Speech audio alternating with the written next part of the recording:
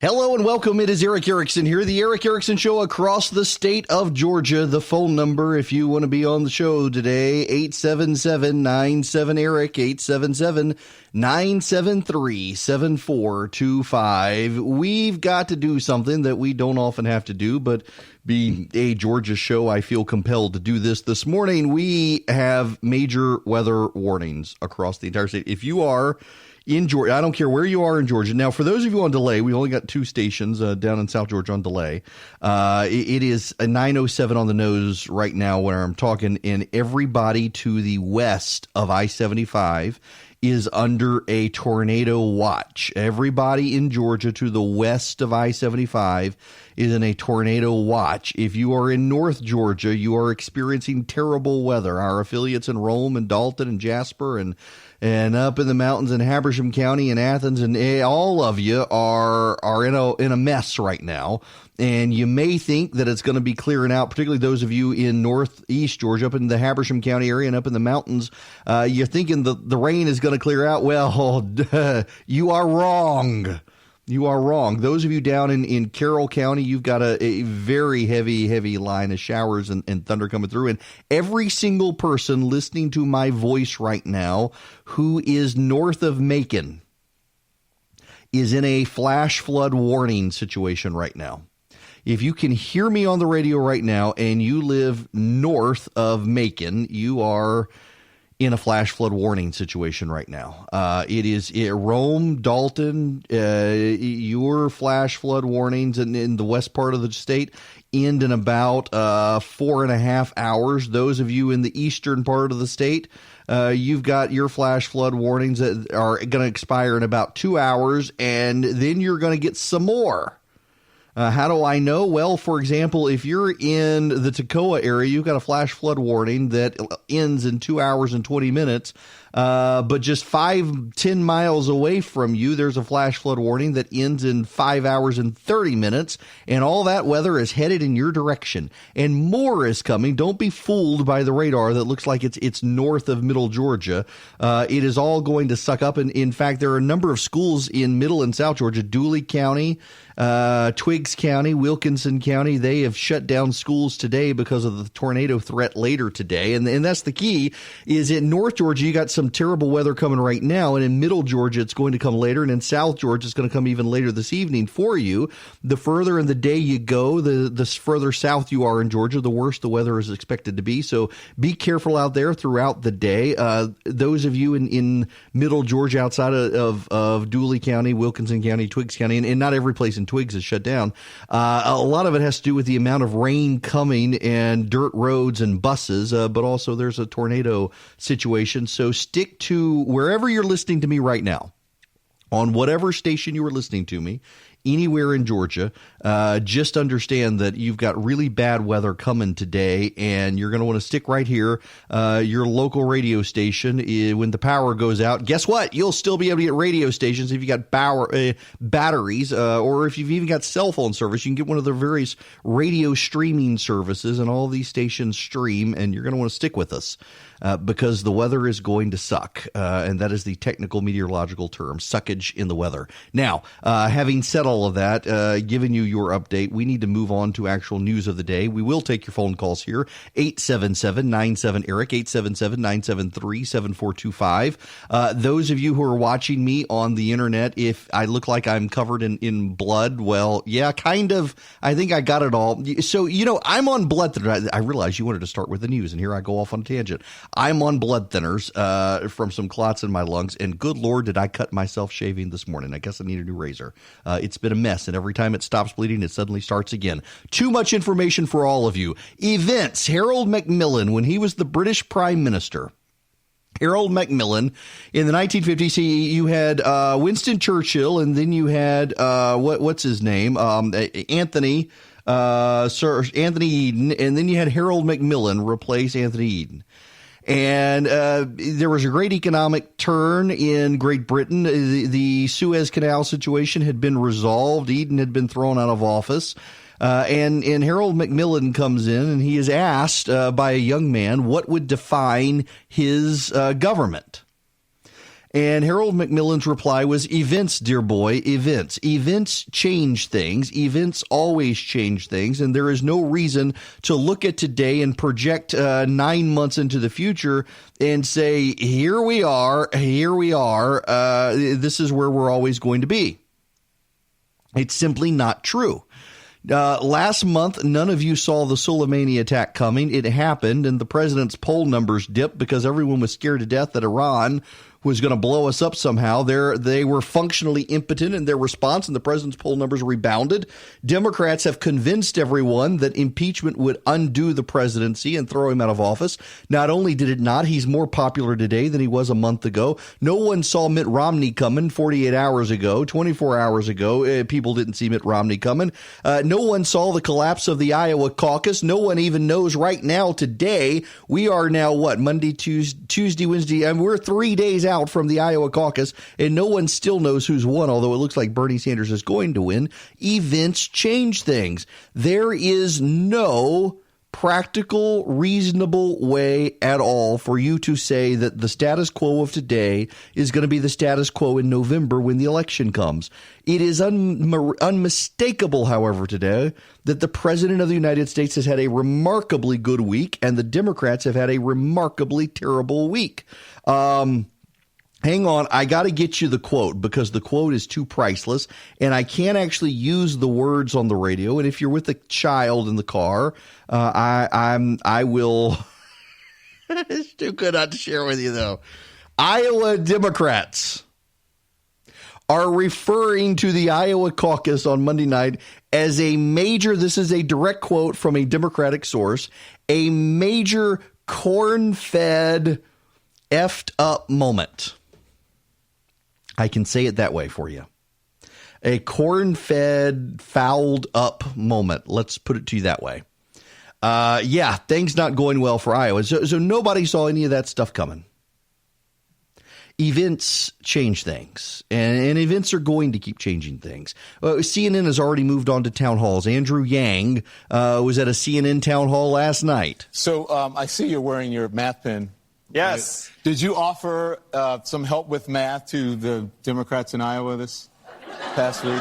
Oh, my gosh. One reason I am pumped to be here in New Hampshire is you all are going to vote February 11th. And you know when we're going to find out the results? February 11th.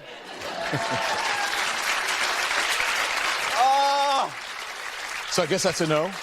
I feel for the Democrats and the people of Iowa, but the fact is this was really an avoidable error that shot the party in the foot, and it's going to be harder to convince Americans that we can entrust massive systems with government if we can't count votes on the same night in a way that's clear, transparent, and reliable. Yeah.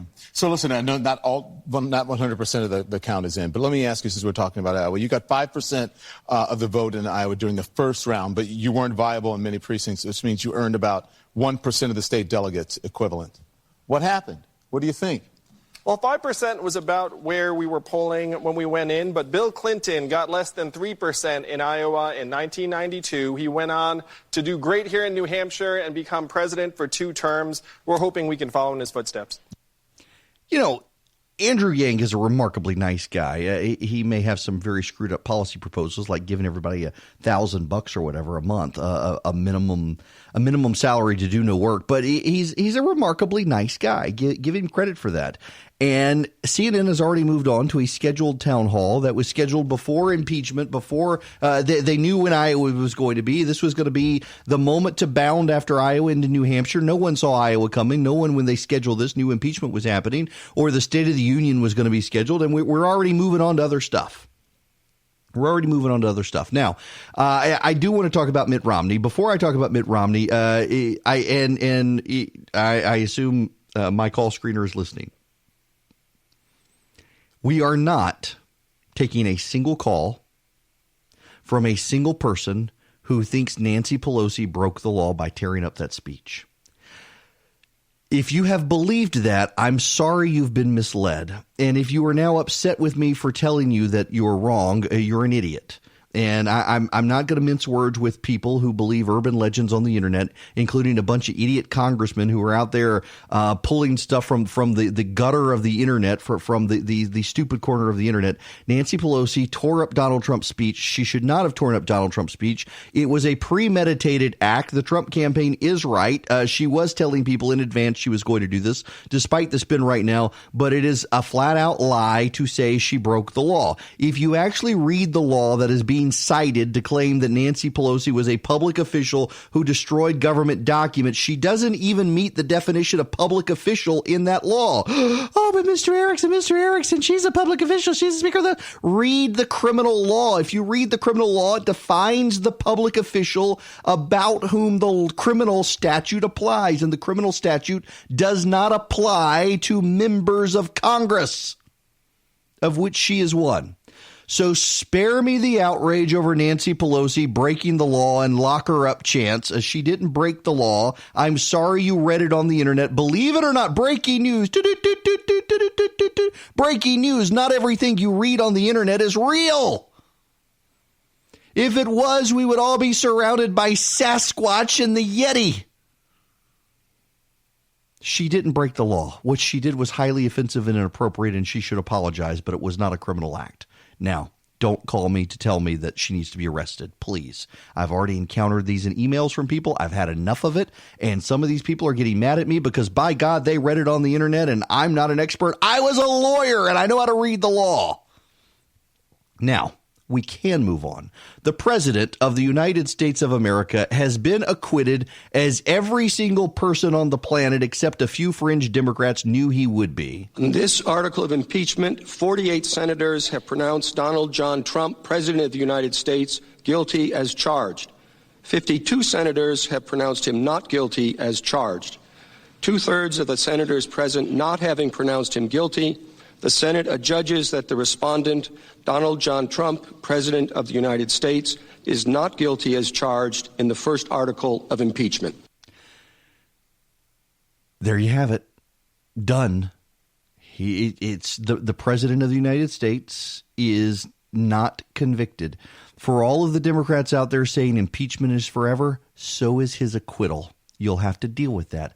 By the way, multiple polling outlets. I don't like Rasmussen's polling because Rasmussen's polling is so far deviates outside all of the other polls. Go with the polling averages. The polling averages are meaningful. The reason the polling averages are meaningful is because it compiles all of the polls that are good. Rasmussen, unfortunately, is in there.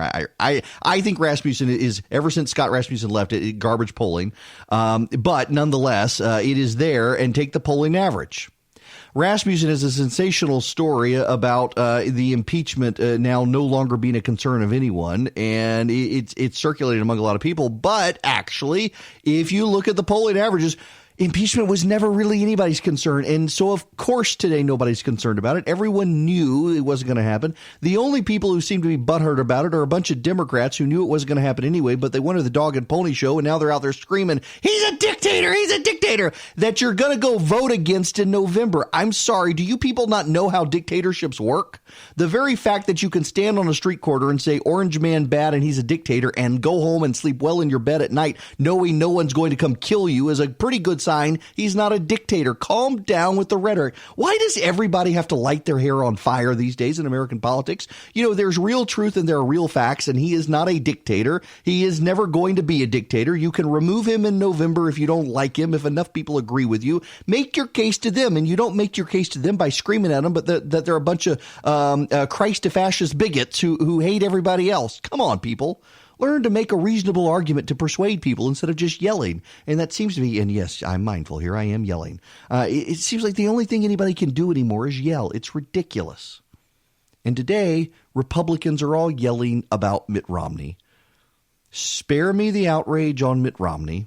I want to discuss Mitt Romney when we come back. Hello there. It is Eric Erickson here across the state of Georgia. The phone number, you want to be a part of the program, 877-97-ERIC, 877-973-7425. If you're listening to me here in Georgia, the weather sucks. There's your weather forecast for today. And if you're in South Georgia listening to me right now and you're thinking, It's not bad outside. Oh, just wait. It's going to be bad for you too. Can we talk about Mitt Romney for a moment? The American press corps got thigh sweats last night. Chris Matthews had a thrill up his leg over Mitt Romney voting against the president of the United States on one article of impeachment. Romney supported the president on the second article. He was against him on the first article. This was a moment that people who've known Mitt Romney for a long time have always thought he was capable of, but we haven't always seen, right? Nobody's won big money betting on Mitt Romney to take big, bold public stands away from his own political self-interest. That's not been something that he has done throughout the course of his career. But as long as I've known him and covered him and known his family, the thought has been that he's just a good, decent person deep down inside. And I had thought from the minute that the senators took the oath and watching the senators take the oath, that swearing an oath before God for Mitt Romney is like unlocking his superpower. I mean, there's no one in that chamber who was going to take that oath more seriously and more personally. You know, so Romney is a Mormon. And now listen, don't call me and start lecturing me on, it's Church of Jesus Christ of Latter-day Saints. The vernacular is he's a Mormon, and there is a song they sing in Mormon churches about do what's right and let the consequences be. And that's what Romney quoted yesterday. I get the lyric not precisely right, but you get my point. That's the substance of the song. Do what's right and let the consequences be. And Romney did what he believed was right. And those who are casting aspersions on him and believe he had some sort of ulterior motive for doing this, that actually says more about the people attacking him than it does about Mitt Romney. The fact is he gains nothing out of doing what he did. I disagree with him. I would have acquitted the president, but Mitt Romney didn't. Big whoop. Here's the data you need to understand. In 2016, Donald Trump got 500,000 votes in Michigan. 515,231 votes. That's in Michigan. Utah. 515,231 votes in Utah. In fact, if you add up all the votes cast in Utah against Donald Trump, the anti-Trump vote was over 50%. Hillary Clinton, Evan McMullin, I mean, for gosh sakes, Evan McMullin got 21.5% of the vote in Utah, the third-party candidate. He, Clinton, and Gary Johnson combined got over 50% of the vote. There was a clear anti-Trump vote. For perspective on how much of an anti-Trump vote there was, Mike Lee in 2016 got 760,000 votes to Donald Trump's 515,000 votes in Utah. Come 2018, Mitt Romney got, I got the data right here. Where is it? 665,000 votes. So Mitt Romney got more than 100,000 more votes than Donald Trump got out of Utah. Mitt Romney is more in line with Utah than Trump. Now, I mentioned this yesterday evening on social media, and people started throwing a poll at me that showed the president was more popular in Utah than Mitt Romney or Mike Lee. Yes, there is a single poll out there that shows that. There are 3 other polls out there that shows the president is not as popular as Utah's homegrown sons, and they say Mitt Romney is one, even though he's not really. But the fact of the matter is Mitt Romney is one senator from one state, and the president is not convicted. The president is acquitted. The Democrats, even with Mitt Romney, could not get 50 votes. They couldn't get a majority of the Senate to convict the president. So who cares? The amount of emotional energy spent on Mitt Romney by people who hate him and didn't like him to begin with is rather silly.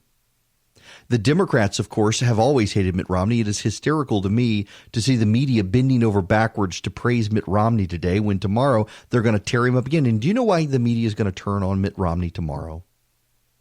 Because Mitt Romney votes for the president's agenda 81% of the time in the Senate.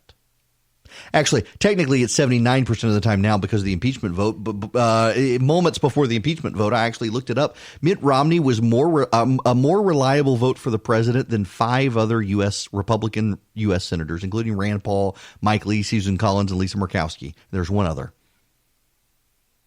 And today, after the impeachment vote, Mitt Romney is still a more reliable vote for the president than Rand Paul, Mike Lee, and Susan Collins, and Lisa Murkowski.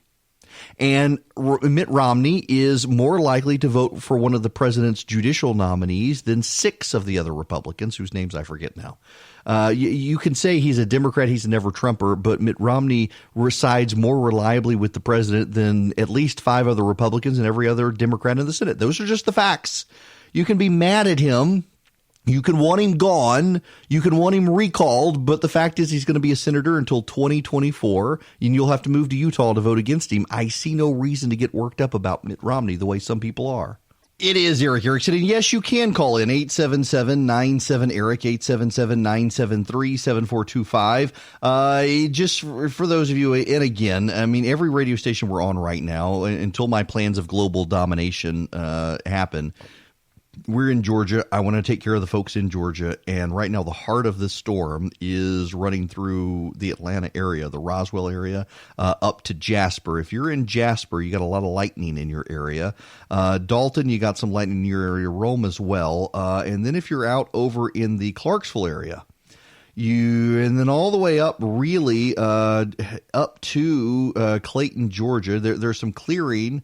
But in a line, let's see. Well, Clarksville, you're about to get into some other nasty rain, and just to the east, up through Tallulah Falls and Clayton, it's clear. But it's coming back on you, and there's some very, very heavy rain about 15 miles north of Clarksville right now, headed up towards the North Carolina line. Young Harris, Blue Ridge, Hiawassee, you are going to get some heavier rain inbound as well. So just obviously make sure your headlights are on if you're driving out there as well.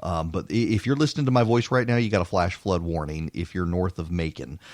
So keep that in mind, please. Now, let's get to the phones. The phone number again, 877-97-ERIC. Remember, it's ERICK. So 877-973-7425. Daniel, you're going to be up first. Welcome. Eric, it's good to hear you back on the air from being sick, as always.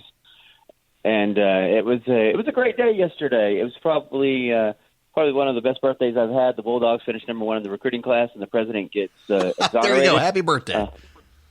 Yeah, it's great. My thoughts and points to what's going on is, do you actually think that the Utah Republicans are going to revolt and, I guess, vote him out of office? Because really, those are the only ones that yeah, I mean, that's it. So the Supreme Court years ago, and Daniel, thanks for the phone call. Years ago, the Supreme Court ruled that recalls against members of Congress are unconstitutional. Why?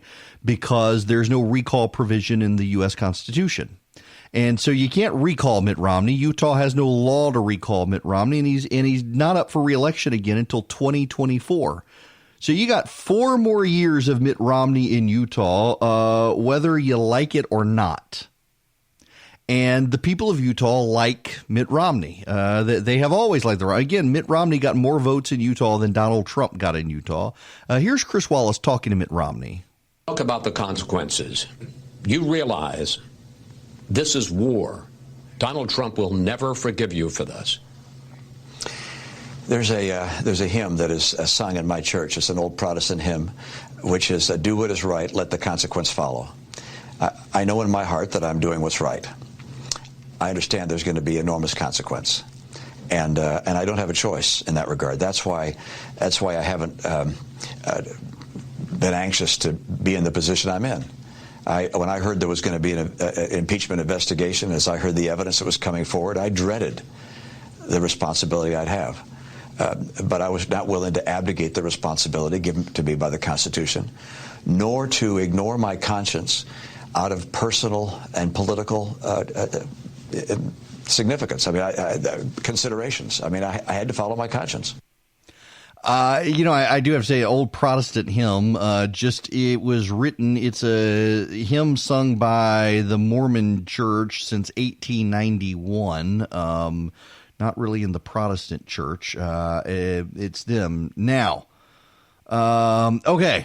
I think we can move on from Mitt Romney. We can probably move on from impeachment. I do want to play one more little bit of Chris Wallace, though, last night before we get back into your phone calls. Yeah, I want to talk about peace and regular order. I found the comments from the majority leader and the Democratic leader thanking the Pages and the Capitol Police and the Chief Justice and giving him a golden gavel. oddly comforting because it's the way things are supposed to work. Everybody acted gracefully and graciously.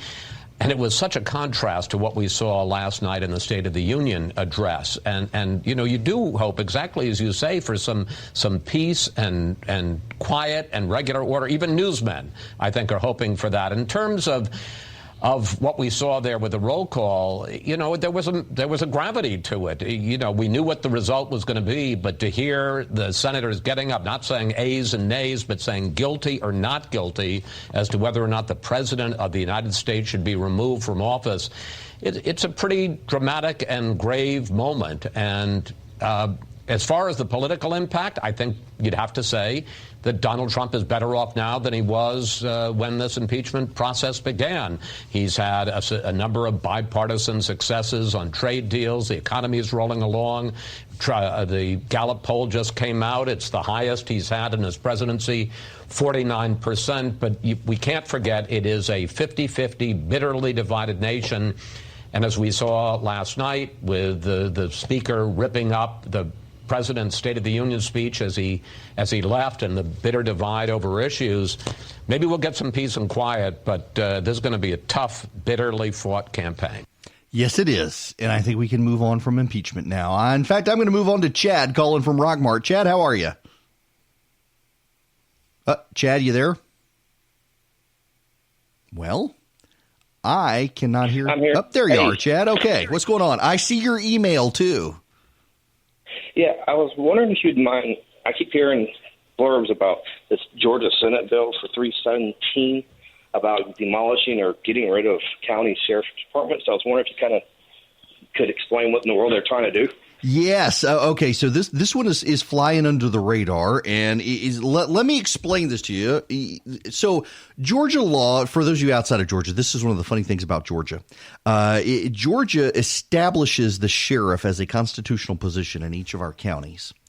And under the Constitution in Georgia, the sheriff gets whatever he wants in terms of budget. It is actually a very bizarre provision of Georgia law that has not been repealed. If the sheriff shows up tomorrow and tells the county that he needs $1 billion to run the sheriff's office, guess what your county needs to do? Go find the sheriff $1 billion. You think I'm making it up. This has been a big issue in Augusta in the past, the sheriff there being very heavy-handed. So what some counties have done because of their dictatorial sheriffs is they've created county police departments. So you've got a sheriff's department, but what does the sheriff actually do under the Georgia Constitution? Under the Georgia Constitution, the sheriff actually only has two roles. One role is to maintain security of the courthouse, and the other is to maintain a jail.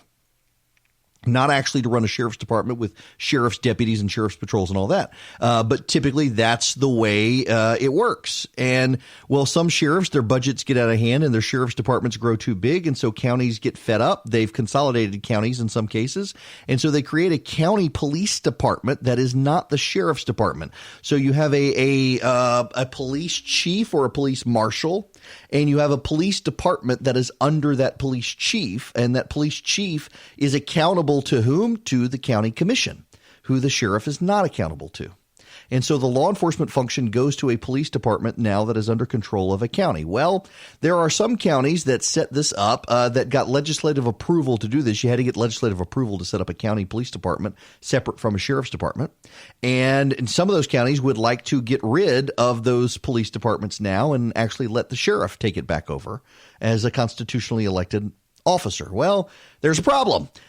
These counties that set up these countywide police departments, there's no provision in the law to get rid of the police departments once they're set up. So a number of members of the state Senate have come together from North Georgia, where this is actually a bigger issue. South Georgia doesn't really have this situation. William Ligon, Mike Dugan, Chuck Huffstetler, Steve Gooch, Butch Miller, and Jeff Mullis. It's Senate Bill 317 for county police. The title is a method requested for the abolition of a county police department and returning law enforcement functions to the sheriff. And that's why these counties set up police departments years ago, because of out-of-control sheriffs. Those sheriffs are gone. The situations have remedied themselves. They don't need their local police departments anymore. The sheriff has proven to be competent in doing this stuff, but there's no actual legal mechanism to get rid of a county police department once it's set up. So this would do this.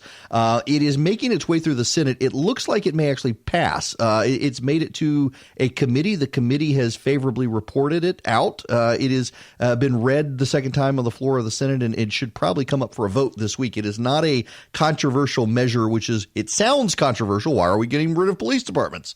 But that's actually why, is it's to go back to letting the sheriff run these things. Now, I hopefully that provides the adequate answer. Probably more information, Chad, than you wanted to know. But thanks for calling and asking. Happy to make it up if I don't know the answer. I'm kidding. I know the answer. Okay, let me. I said I wanted to move on from Georgia, but there are a couple from impeachment. There are a couple of housekeeping notes on impeachment we should review before we move on. One of the things is Doug Jones in Alabama. There are a lot of people thinking, oh, my goodness, Doug Jones has just sabotaged his reelection bid in Alabama by voting to impeach the president. The people who say that don't understand Alabama. In fact, if you hear a political pundit say Doug Jones has just sabotaged his reelection bid in Alabama, you should immediately unfollow that person on social media, block them, shame them, embarrass them, because that's stupid punditry. Doug Jones could have voted to acquit the president of the United States and have the president's baby, and he would still lose re-election. Okay, if he wanted to have the president's baby, he would definitely do it. But you get my point. Doug Jones could declare Donald Trump the Messiah and lose in Alabama. Doug Jones could actually become a Republican and lose in Alabama. Doug Jones is not getting reelected in Alabama no matter what he does. The problem with Doug Jones is that nobody in Alabama likes him, including a lot of the Democrats. A lot of the Democrats in Alabama sent him to Washington, D.C. to be a foil to the Trump administration. And what happened is he got to Washington and he thought he could walk the tightrope. You know how politicians, they go to Washington and they're going to try to please everyone. It's what Kristen Sinema does. She votes with the president about 48% of the time. She's got to please she's got to please the Democrats to keep her office, but she also needs to keep her she's got to keep some of the Republicans in Arizona happy. I'm sorry, folks. I want to jump in real quick while I'm live, because I know I'm live on the stations here, and I know that some of these stations don't have an ability to do this, so I'm going to. A tornado warning has just cropped up.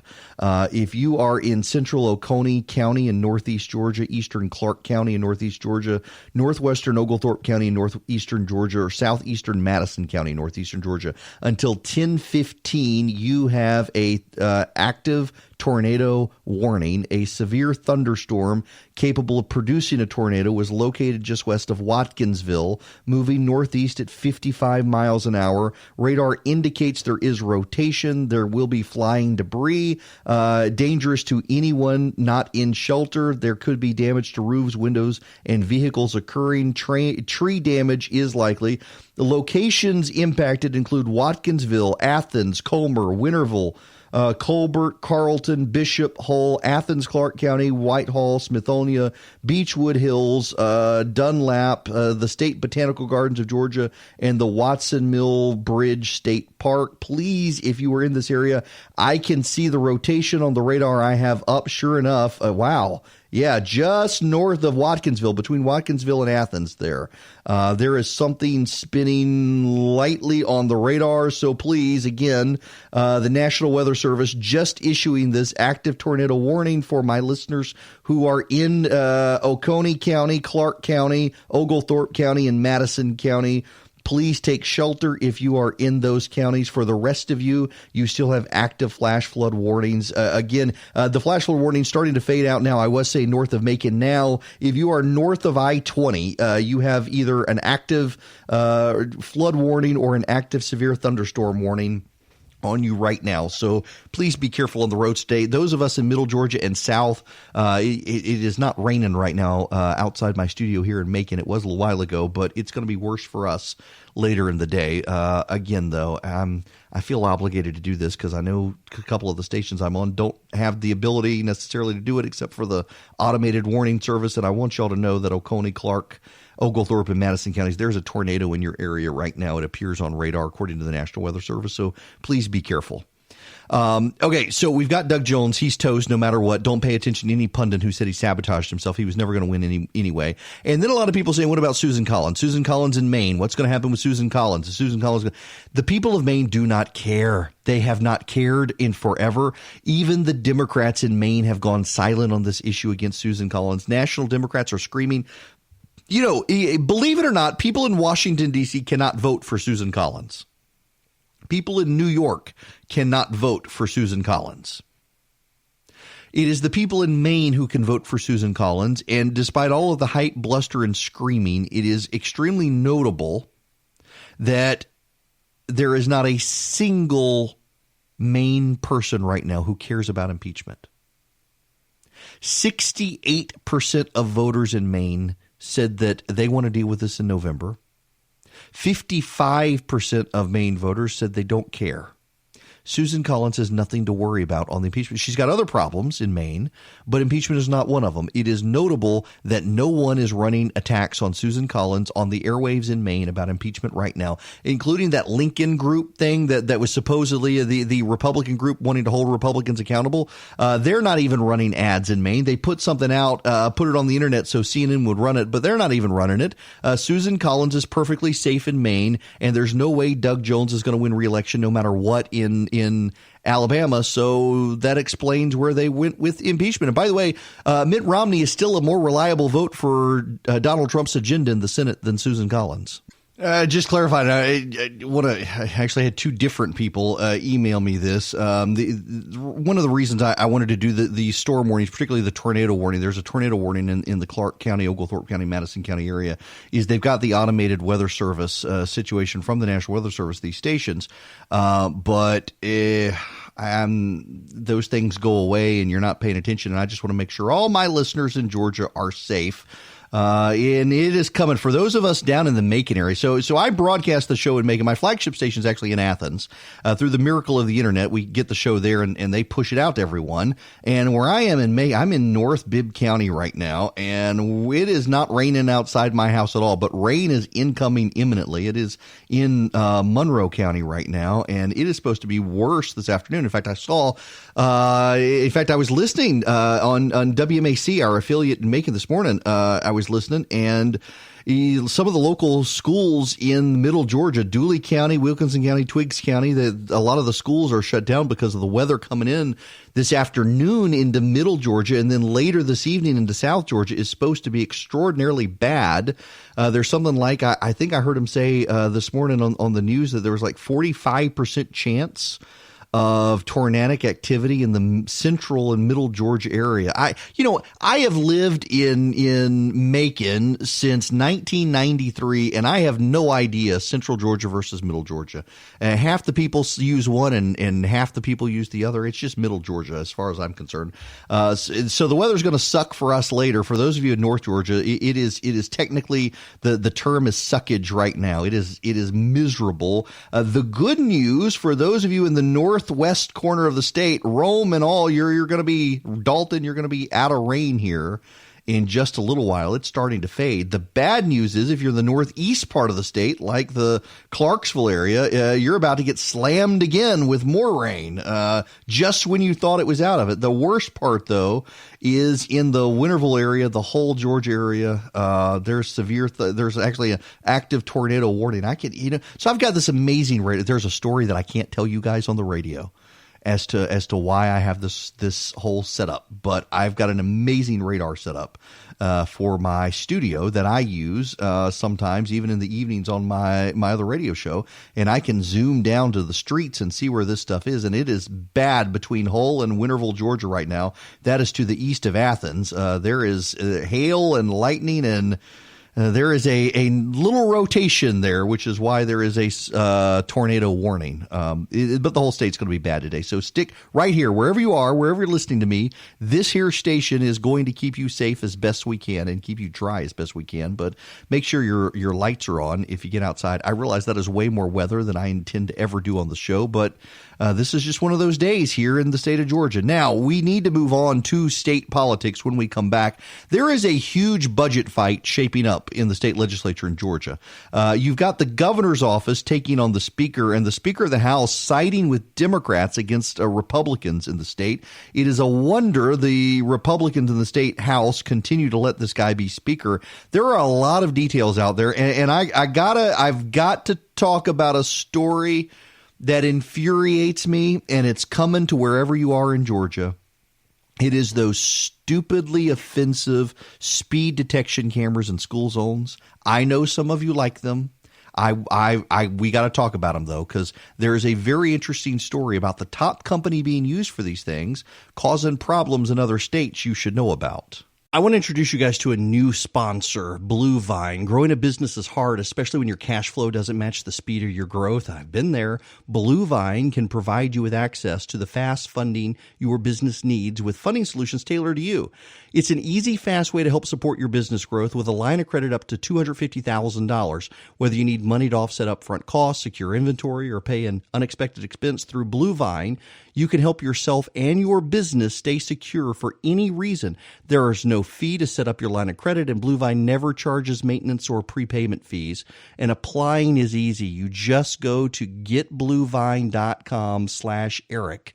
You fill out a few simple details, and when you're done with your application, it's done within minutes, and you see an offer. It's not going to affect your credit score, and once approved, funds can be received in as little as 24 hours. Blue Vine has helped more than 20,000 customers and has delivered over $2.5 billion in funds for businesses. For listeners of this podcast, Blue Vine is offering a limited time promotion of a $100 gift card when you take out a loan or open a line of credit with Blue Vine. Go to getbluevine.com/Eric for more details. All you need to do is go to getbluevine.com/Eric and apply. It's quick, easy, meaningful way to help your business in as little as 24 hours. And the promotional offer is subject to terms and conditions that can be found at getbluevine.com/Eric. Welcome. It is Eric Erickson here, the Eric Erickson Show across Georgia. This hour is sponsored by Dynamic Money. I want to get back to that, but we've got a situation everybody needs to know about, particularly if you're in our affiliates north of I-20. There are two active tornado warnings happening right now. One is happening. It expires in about 5 minutes. It is just to the east of Athens. This is now, it has been revised several times now. Right now it is Oglethorpe, Georgia, in the Madison, Georgia area. You have an active tornado warning in your area. You've got another one. This one is a pretty sizable area with a storm rapidly moving through. Barrow County, Walton County, and Jackson County, you've got an active tornado warning. At 9:58 a.m., a severe thunderstorm capable of producing a tornado was located over Youth. I had no idea there's a place called Youth in Georgia. In any event, 9 miles west of Monroe, Georgia, moving northeast at 65 miles an hour. That gives you an indication of how quickly the storm is moving through. This other one, they have now actually extended out this National Weather Service warning a couple more minutes. They were going to get rid of it. But at 10:02 a.m., a severe thunderstorm capable of producing a tornado was located over Colbert near Danielsville, moving at 55 miles an hour. This is for Oglethorpe County and Madison County. I said Madison, Georgia, Madison County. This one tornado warning stretches from the Atlanta metro area south of Loganville all the way up towards Commerce. It is a very fast-moving storm. There is rotation. I can see it on my radar that I have up, very significant. Now, those of you further up in East Georgia, if you're in the Clarksville area, you are under a flash flood warning. In fact, every single person listening to me north of I-20 right now is in a flash flood warning, in addition to these two tornado warnings. If you're in the Clarksville area in northeast Georgia, this flash flood warning is going to go for another 2 hours. You have more incoming severe weather as well. If you're in the Lula, Georgia area, south of Demarest and Clarksville, you have significant rain and lightning in your area. And if you're in the Rome and Dalton area, all the way to the northeast part of the state, you are clearing out of rain, but you've got a flash flood warning now that is going to last for hours longer. Just to give you an extent of how much rain they've had in the Rome area, even as it's beginning to clear out there right now, they've got another 4 hours in this flash flood warning, and the Dalton area has another 4 hours in their flash flood warning.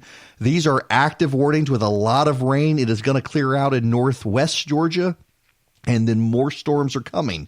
Now, if you're in middle Georgia, I'm down in Macon. And if you are in middle Georgia, the rain is only beginning to impact you. There are bands of showers in the moving through the Monroe County area into the Monticello area. They're moving north. There is rain south in the Albany area. It is lightly scattered areas blowing through Americus right now. It is headed into middle Georgia. It'll be impacting Macon here in the next hour, and then moving up from there, the Perry, Georgia area, going to be having some rain here. And again, that is all light stuff. The very bad stuff is in North Georgia. Here's the problem. Don't get confident, because there's a lot of rain south of us in Florida that is moving north. So all of this stuff appears to be clearing out in Georgia, and you're going to get more of it this afternoon. In fact, in the middle Georgia and South Georgia area, they're expecting the weather to be so bad this afternoon. A lot of counties have canceled schools. My kid got to school this morning and called me and said, "Dad, everybody else has canceled school. Why can't I come home?" I said, "Because I got life insurance on you." She was not happy with that answer. That is what I told her. She was really not happy with me. She'll be fine. They'll all be fine. Again, though, just to recap, the two big ones, there is an active tornado warning right now. 4 more minutes. It is winding down, but it is in Madison County and Oglethorpe County. The big one that everybody needs to pay attention to, even those of you north of it, please pay attention to it. There is a severe thunderstorm warning in Barrow County and Jackson County and Walton County. It is a very significant storm moving through there right now. I can see it it is going to impact northern Clark County here in just a little bit. Commerce, you're going to be hit by it here very shortly as well. And Clarksville, you are going to be affected by this next band of rain that is coming through. So northwest Georgia, you got it easy for the rest of the day, it appears. And northeast Georgia, it's going to suck for probably 5 more hours. That is the technical term for the weather today, suckage. Now, I need to move on to Georgia news. We will take your phone calls as well here at the Eric Erickson Show. The phone number, if you want to be a part of the program, is 877-97-ERIC, 877-973-7425. Oh, before I forget, I meant to do this last hour, and we got so many phone calls and stuff. I didn't. I got this from WRGA. Speaking of Rome, our affiliate up in Rome had this story. The Georgia Department of Public Health is reporting 42 people have died thus far from the flu in Georgia this year. 42 people. For perspective, if you're listening to press reports globally, something like 400 people have died of the coronavirus from China. But is that true? Why would I question that? Well, there's a company in China called Tencent. It is if you've got a kid in the United States, you probably know Tencent as a maker of video games. But it is actually a Chinese conglomerate, and as a Chinese conglomerate, handles a bunch of stuff, including cable and internet news. Tencent is essentially Time Warner in China. And someone at Tencent has been updating their website with the infections and death counts for the Wuhan coronavirus. And people have now noticed this happen a couple of times where they put a very large number in, and then the number disappears and the official number from the government comes out. And there's a growing suspicion, because of also some video footage in China that's come out, that the coronavirus is actually far more deadly and far more widespread than people actually think. According to the Tencent website, which think of it as going to CNN.com, basically, the Tencent website, it showed for a while 154,023 infections and 24,589 deaths. Now, the official total from China is like 200 to 400 deaths and a couple thousand infections. And people are really beginning to believe that it's far worse. And the reason they're beginning to believe it's far worse is because a number of people in Georgia have in China have released footage. They've been able to get around the Chinese firewall or circulate it to friends outside of China, footage of dead bodies in the streets, piles of body bags at hospitals, overflowing morgues. And there are a lot of people who are putting out more and more videos of lots of dead people in China. And it's looking more and more, and the fact that the Chinese refuse to let the CDC in. China is allowing the American CDC to get into China now, but they're limiting their access to places like Wuhan, which does again raise the issue of what it actually is going on. And people are very concerned about it. You've got a cruise ship now off the Japanese coast where 20 people have the Wuhan coronavirus. They're not allowing anyone to get off. Americans are being evacuated by the American government. They're flying them to a military base in California, and they are keeping them in quarantine for 14 days, but getting them out of China.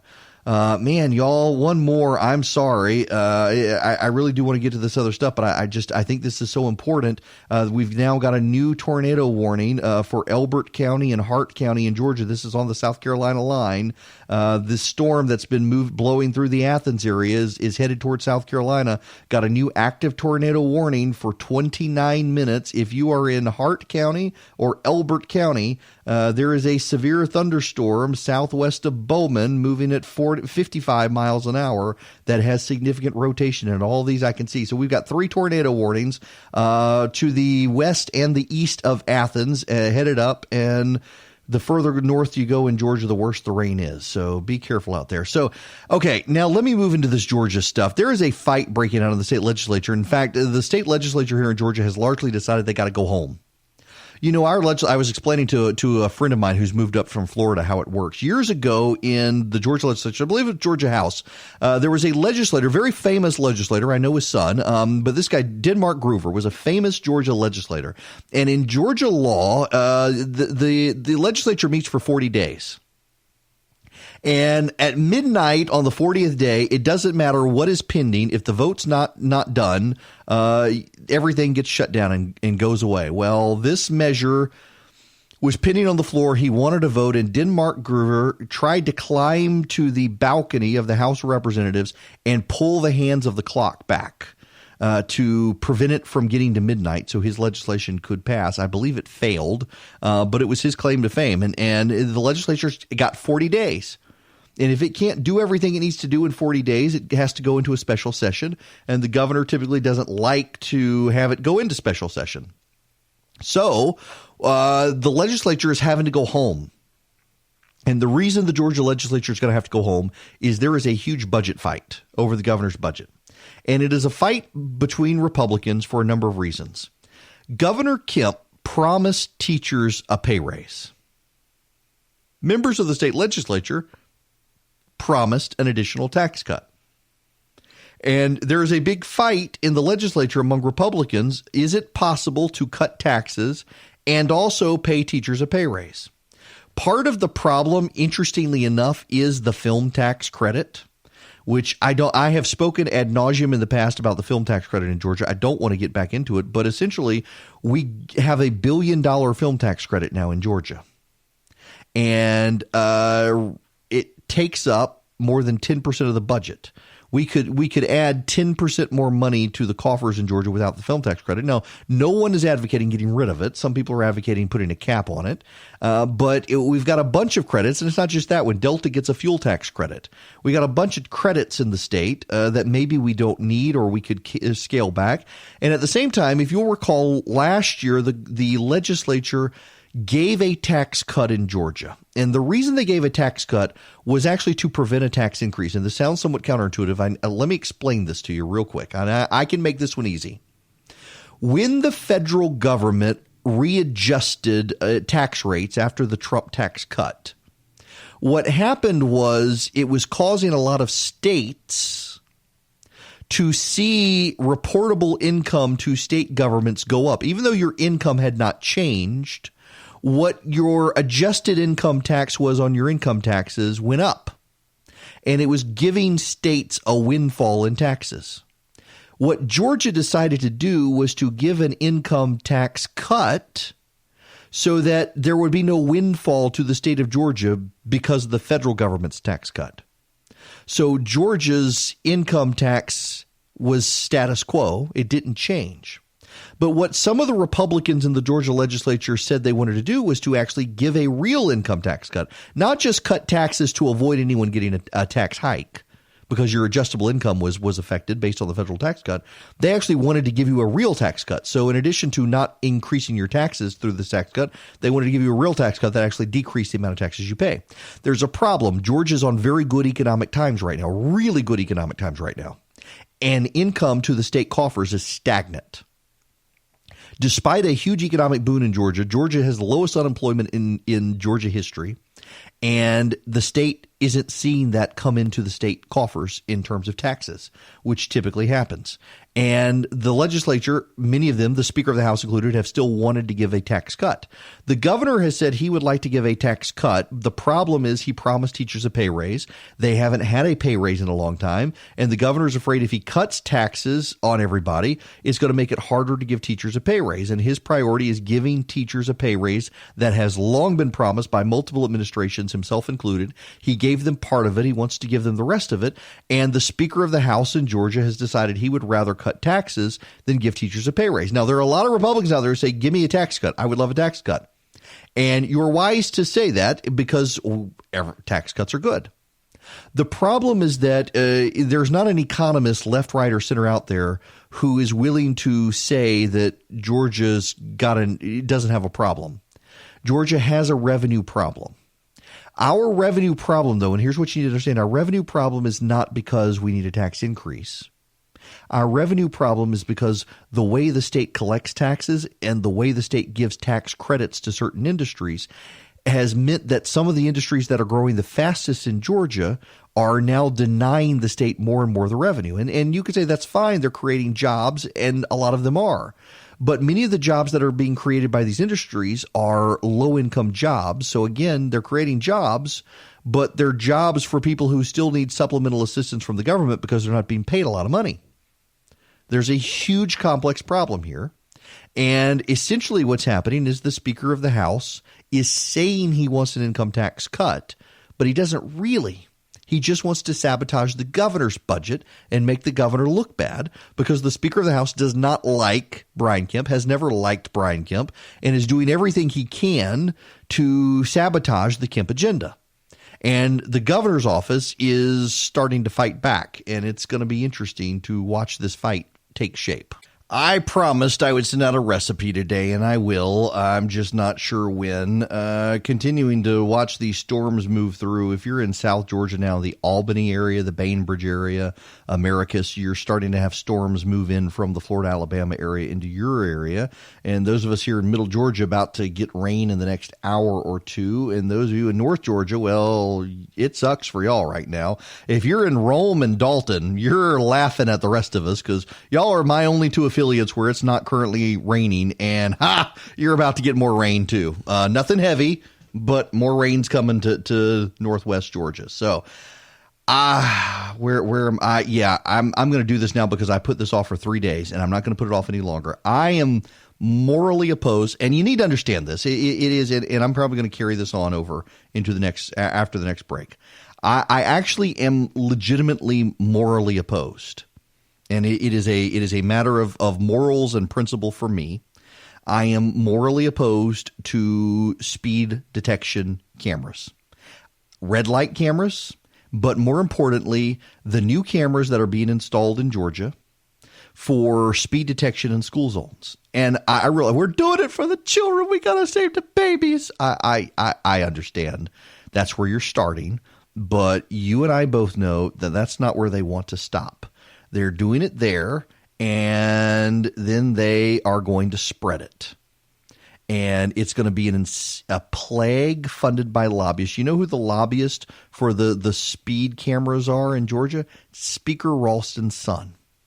And do you know that law could potentially be challenged in court because the legislature waited until after midnight on the last day of the session to pass it. And arguably the law is invalid because it was passed after midnight at the session. In fact, I was told by a senior member of the state Senate they knew they couldn't kill it, but they ensured it was after midnight before it was passed in case someone ever wanted to challenge it. I was actually told that by a very ranking member of the state Senate. Now, here's the thing. Roswell, Georgia is the latest city in this state to start doing speed cameras in school zones. And let's all acknowledge, even those like me who are morally opposed to these things. And I'll explain why I say morally opposed. And it actually is a moral issue for me. And the reason that people are doing it is because we don't have enough police officers in Georgia, and we actually do, to patrol school zones. And people are speeding through school zones. And so they want to set up speed cameras so that if you're over 10 miles an hour of the speed limit in these areas, you get a ticket. And they do work. People do eventually slow down, but really they're revenue enhancers. That's really why they're there. You can say all day that they are to encourage people to slow down in school zones. They're doing it for the children. God forbid we run over a child who happens to be on a school bus that's actually pulling into a parking lot as opposed to being on a street. But they're revenue enhancers, and they expand. All the states that have them typically started in school zones, and then the states said, oh, we'll expand them from here. I want to explain to you why I'm actually morally opposed to these things, and I do mean that seriously when we come back. Yeah, if you want the podcast of the show or the daily email for the show, text the word show to 33777. I'll send you back a link to the Apple Podcasts and the Google Play podcast links. And also you can get signed up for the daily email. I do send out a daily email of news and thoughts and all the stuff conservatives need to know.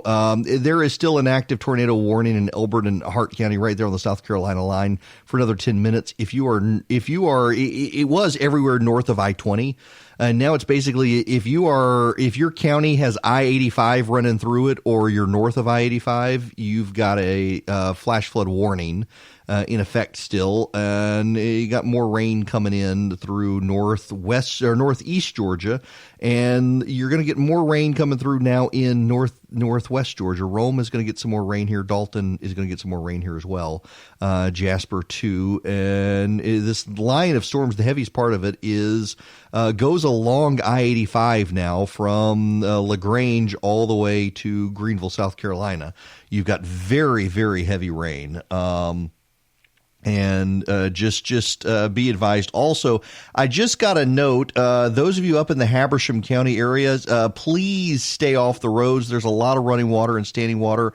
Lots of people up there not being able to get out of the driveways. It's kind of funny. So Jeff up in Habersham County at WCHM just emailed me this to tell me this. And actually just got one from a listener up there as well. Doris telling me the same thing. Could I please tell people don't get on the roads anywhere near Habersham County? It's bad. And here's for those of you up in the Clarksville area, just so you understand what's going on. My radar right now, let's see, the last time it updated was, it's current update. So it looks like it's starting to clear out in the Habersham County area, but it's not actually. There's actually heavier rain south of you moving north. It's going to blow through Clarksville up to Tallulah Falls and Clayton. You're going to get a lot of heavy rain coming through, going all the way up through Mountain City as well. Hiawassee, Blairsville, Young Harris, Blue Ridge. You've got a lot of rain in your area as well. Now, the actual heaviest stuff literally is a line. I mean, if you know where I-85 is on a map, you can drag your finger down 85 from Greenville, South Carolina, all the way down to Columbus, Georgia, and the LaGrange, Georgia area, and that is where the worst storms are, right over 85 the whole way through. If you are north of 85, you've got a lot of heavy rain coming, and the same holds true for those of you up at WRG up in Rome and our affiliates in Dalton and Jasper and the like. You're clearing out right now, and you've got more rain coming in as well. So please stay off the roads. But again, I've now got two different people from the Habersham County area emailing me saying, please tell people stay off the roads. In fact, I'm actually, hang on a second. One day I want to go to Helen, Georgia. Patrick, who is in downtown Helen, Georgia right now, says downtown Helen's just a river. So please, if you're there, if I'm telling people to stay off the road, tell them to stay off the road in Helen as well. So a lot of rain in North Georgia. I realize those of you outside the state could care less, but I care because I live in Georgia and all my stations are in Georgia right now, and it's a mess out there. All right. Let me explain my moral opposition to the speed cameras. They are a tax on the poor. Yeah, they're like lottery tickets, but you got no choice in the matter. In this country, constitutionally, you have a right against self-incrimination. And in this country, if you are an educated person, if you are a rich person, and you get a camera, if you get a ticket from one of these speed detection cameras, you can write a letter and say, I wasn't driving. And because it's a private business, and this private business really can't do anything to you, it is a private company that makes money off of you. That private company is typically going to say, okay, no harm, no foul. It is the poor person who has neither the means nor the education to write the ticket or have their lawyer write a ticket to the speed detection company and say, this is wrong. On top of that, we're seeing a couple of things that happen in these areas, much like with red light cameras, which I'm also opposed to. Red light cameras in Georgia, the cities that install them tend to reduce the length of time for a yellow light to ensure that more people get a speeding ticket. I am opposed to them because it was the lobbyist for them was the Speaker of the House's son, and he used the speaker did every possible method to push through the speed cameras. And I am opposed to them for stories like this. Let me read you this story from the AJC. This is in Roswell, Georgia. By the way, you want an idea of how bad the rain is in Georgia, those of you out of Georgia? Hartsfield, Jackson, 2 dead mayors International Airport in Atlanta. No planes flying in or out right now. The rain is so bad right now in the Atlanta area, they've had to shut the entire airport down. So Roswell police will begin using cameras to crack down on school zones on Monday. Those driving 10 miles or more over the speed limit in the Vickery Mill Elementary School zone an hour before or after classes will get a warning, but only for 30 days. Starting March 3rd, you'll get a $75 fine. The Roswell City Council approved a contract with Illinois-based Red Speed USA to ticket drivers.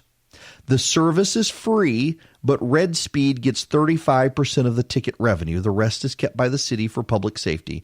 There are 20 cities in Georgia that are now doing this. Now, I want to read you a story from Annapolis, Maryland.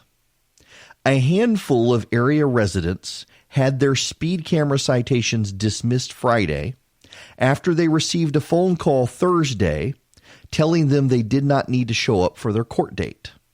Red Speed USA, the Illinois-based administrator of the city's speed camera program, eventually agreed to dismiss some citations due to the phone calls. A representative for Red Speed at the court hearing said the calls originated from the company, although there was confusion about the message. I want to know why they called so many people, said a resident of the city. There had to be something. Representatives for Red Speed could not be reached for comment. Corinne Irwin, a resident of Admiral Heights, said she received a phone call Thursday from an organization identifying itself as the City of Annapolis Call Center. Irwin said a woman told her she did not need to appear in court the next day and that her citation had been dismissed. Irwin went to district court on Friday anyway, and her name was called by Judge Pryl. Pryl initially issued Irwin a $10 fine for speeding after she pleaded not guilty. He then dismissed the citation after she informed him of the phone call. Others issued citations said they received the same phone call on Thursday, and the citations were dismissed once they notified the court. Most of the citations contested in court Friday came from a camera located at Cedar Park Road in Germantown, near Germantown Elementary School. As of January 29th, Cedar Park had 4,045 citations, 2,000 more than any other camera in Annapolis. Let me explain to you what happened. A bunch of people got tickets for speeding through a school zone because of a speed camera run by a company called Red Speed USA. It is the same company that many of these Georgia cities are using. The day before their court appearance, because they had not paid their fines, someone called them claiming to be from the city of Annapolis, saying, your ticket's been dismissed. You don't need to go to court tomorrow. Well, they showed up in court anyway because the call sounded suspicious. Turns out the city of Annapolis had not called them, and had they not gone to court, they would have been fined significantly, if not jailed, for a failure to appear in court. And what actually happened is this company that a bunch of Georgia cities are using generated the phone call. And they're denying that. They have no idea what happened. They don't know. How did this happen? This is shady business. And you should be morally outraged. But you actually should be morally outraged by your government, wherever it is. And there are, again, 30 cities and counties in Georgia that are doing this now. And they're outsourcing law enforcement to a private company in Illinois. And it puts you in limbo. Now, how does it put you in limbo? It puts you in limbo because it is a private company with no law enforcement jurisdiction telling you that you've got to show up at court and pay a fine. Well, constitutionally, who is this entity? It's not a law enforcement entity. How can this company tell you to show up at court to pay a fine? Law enforcement did not give you a ticket. A private company did. You've got a contract right in Georgia. If we're in Georgia, Georgia law actually is very hardcore on contract law. You've got a company telling you you owe them money. You did not enter into a contract with this company. So why do you owe this company money? Well, they say, well, you owe the city money. But the city is not the one that is ticketing you. It is Red Speed USA that is ticketing you. And they can do all the legal mumbo jumbo they want, but ultimately they're the ones doing it. They're the ones saying it was you. What if it's not you? What if it's your kid? Why do you have to pay the ticket when it wasn't you? And by the way, what if it's your spouse in Georgia? Let's say it's your spouse in your car. The car is licensed to you, but you're not in the car. And so you tell them you're not in the car. It's not you. And they say, well, who was it? And you refuse to tell them. There is an actual provision of the law that you do not have to be a witness against the person you're married to. So you say it's not me, and I'm not going to tell you who it is. Well, how is that enforced? Now, some of these cameras try to take a picture of you, but you can say that's not me. So it puts you, the citizen, in a legal limbo land where a private company is attempting to enforce a law for a city that has abdicated its lawful responsibility to enforce the speed limit to a company in Illinois that in another state is generating what sound like scam calls to tell people not to go to court so that they can get fined even more. If you're not outraged by this, you should be. And this is happening more and more, not just in Georgia, but other states. It is an abdication of institutions to private sector companies designed to entrap you. And you, if you're a smart person, if you're an educated person, if you're a white person, have a far easier time of getting out of the consequences and denying responsibility, whether you did it or not, than if you're a poor person, a black person, a Hispanic person. You should be outraged by this. And I realize that some of you are listening right now and you're saying, but this is for the children. We shouldn't be speeding through traffic. You know, you're right. We shouldn't be speeding through zones for schools. We shouldn't. But you know what the response should be? It should be put a police officer out there. Put a police officer out there. If you don't have the means to put a police officer out there, well, do you not care about the children? Do you not care about the kids? You're telling me we got to do this because you care about the kids. If you care about the kids, put a police officer out in the school zone and have the police officer do it. Give them a bonus if you want. But yeah, I realize I am doing an entire segment on the outrage of a speed camera. And I do feel that strongly about it. And I know some people disagree with me. It was shady the way it was passed after midnight on the last day of the legislature. It was shady the way it was passed and that it was the Speaker of the House's son who pushed it. It was shady in the way it's being implemented in certain areas of this state.